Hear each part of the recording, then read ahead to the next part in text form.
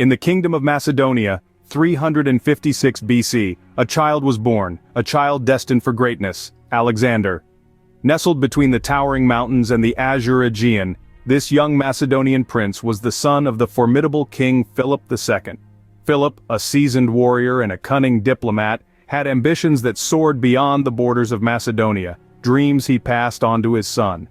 Alexander's childhood was not filled with the frivolities of youth, but instead, the teachings of the renowned philosopher Aristotle.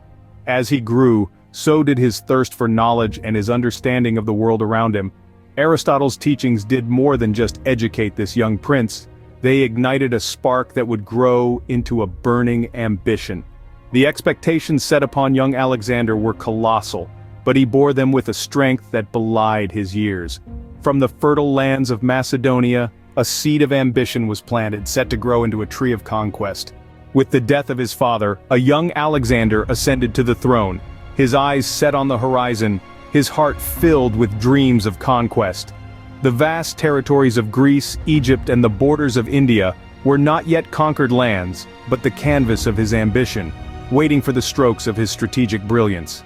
Alexander's early military campaigns were not just battles, they were lessons in leadership and strategy, shaping him into a military genius.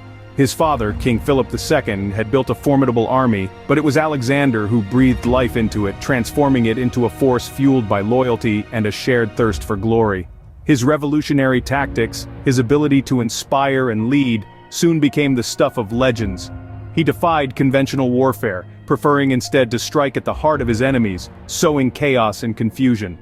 His audacious strategies, combined with the sheer courage of his men, saw him triumph in battles that others deemed impossible.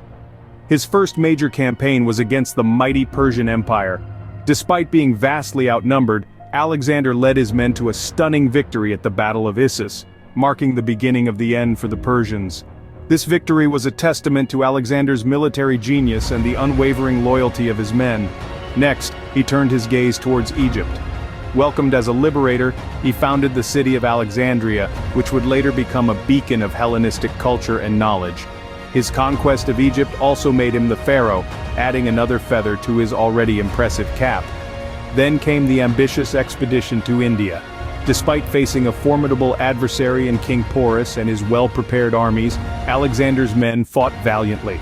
Although the campaign was fraught with difficulties, Alexander managed to establish his rule over a significant portion of the Indian subcontinent. With every victory, Alexander's legend grew, his name echoing across the lands, from the sun-drenched Egyptian deserts to the snow-capped peaks of India.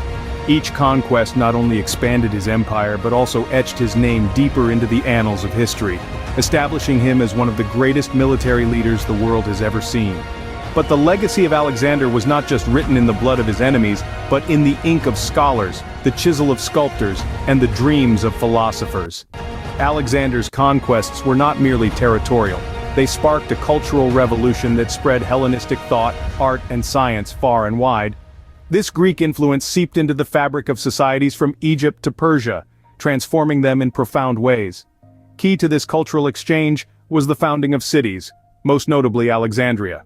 This city, named after Alexander himself, became a beacon of enlightenment and a melting pot of cultures. It was home to the Great Library, a testament to the thirst for knowledge that characterized the Hellenistic age. In these cities, Greek met Egyptian, Persian met Indian, ideas were exchanged, and the world was forever changed.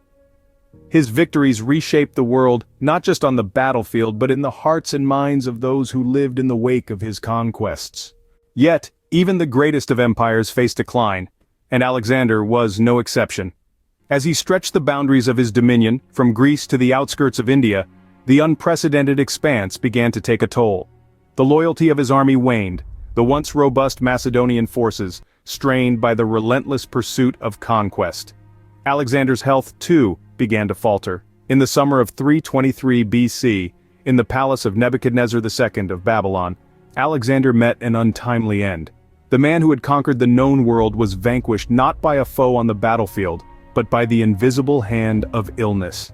In the wake of his death, Alexander's vast empire crumbled, fragmented among his generals in a series of conflicts known as the Wars of the Diadochi.